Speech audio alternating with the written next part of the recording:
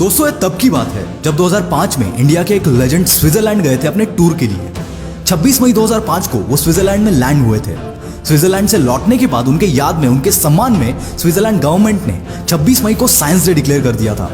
दोस्तों आप समझ ही गए होंगे मैं किसके बारे में बात कर रहा हूँ। जी हाँ दोस्तों, आज की इस बिग शॉट सीरीज में हम बात करेंगे हमारे missile man APJ Abdul Kalam जी के बारे में, उनकी लाइफ की जर्नी और ऐसे ही कुछ इंटरेस्टिंग किस्से अपने अंदाज में मैं आज आपके साथ शेयर करूंगा।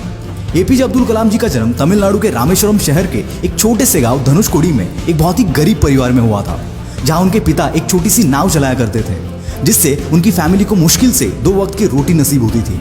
उनके घर में कोई भी पढ़ा लिखा नहीं था, लेकिन उन्हें बचपन से ही पढ़ाई लिखाई का बहुत शौक था। गरीब होने के बावजूद उनकी फैमिली उन्हें पढ़ाई के लिए पूरी तरह से सपोर्ट करती थी। लेकिन एपीजे अब्दुल कलाम जी हर सुबह स्कूल जाने से पहले न्यूज़पेपर बेचा करते थे, ताकि उनकी फैमिली पर उनके पढ़ाई का ज़्यादा प्रेशर ना आए। स्कूल में उनके मार्क्स उतने अच्छे नहीं आते थे, लेकिन वो हार्ड वर्किंग स्टूडेंट्स में से एक थे।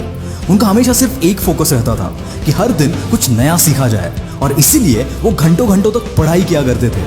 बचपन से ही वो इंडियन आर्म फोर्सेस के पायलट बनना चाहते थे, इसीलिए उन्होंने अपनी स्कूलिंग खत्म होने के बाद मद्रास इंस्टीट्यूट ऑफ टेक्नोलॉजी के तहत एरोस्पेस इंजीनियरिंग में एडमिशन लिया। ये किस्सा तब का है जब वो मद्रास इंस्टीट्यूट ऑफ टेक्नोलॉजी में पढ़ रहे थे। उस वक्त वो एक सीनियर क्लास कॉलेज के प्रोजेक्ट पर काम कर रहे थे, और उस प्रोजेक्ट के प्रोग्रेस को लेकर कॉलेज के डीन उनसे बहुत गुस्सा हो गए, और उन्होंने एपीजे अब्दुल कलाम जी से कहा कि अगर 3 दिन में ये प्रोजेक्ट कंप्लीट नहीं हुआ तो मैं तुम्हारी स्कॉलरशिप कैंसिल कर दूंगा। ये बात सुनकर एपीजे बहुत घबरा गए, और उन्होंने दिन रात बैठकर 3 दिन के अंदर उस प्रोजेक्ट को कंप्लीट कर दिया।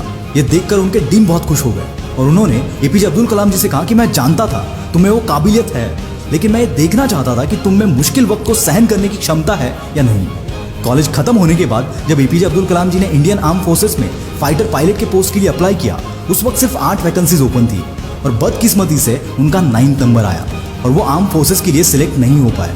जिसके बाद उन्होंने defence research and development organisation यानी कि डीआरडीओ ज्वाइन की, जहाँ वो छोटे से होवरक्राफ्ट डिजाइन किया करते थे। लेकिन वो डीआरडीओ में अपनी जॉब से खुश नहीं थे, क्योंकि उन्हें वहाँ कुछ नया सीखने नहीं मिल रहा था। तभी उनकी मुलाकात हमारे इसरो के फाउंडर विक्रम साराभाई जी से हुई। उनको एपीजे अब्दुल कलाम जी की मेहनत और हर वक्त कुछ नया सीखने की चाह बहुत पसंद आई, और उसके बाद उनका डीआरडीओ से इसरो में ट्रांसफर हुआ। इसरो में एपीजे अब्दुल कलाम इंडिया के सबसे पहले successful satellite launch SLV-3 Rohini के प्रोजेक्ट डायरेक्टर थे। उसके बाद उन्होंने कई प्रोजेक्ट्स इनिशिएट किए। 1980s में पृथ्वी मिसाइल सक्सेसफुली लॉन्च करने के बाद उन्हें नासा ने जॉब ऑफर करने की कोशिश की, लेकिन उन्होंने उसे ठुकरा दिया।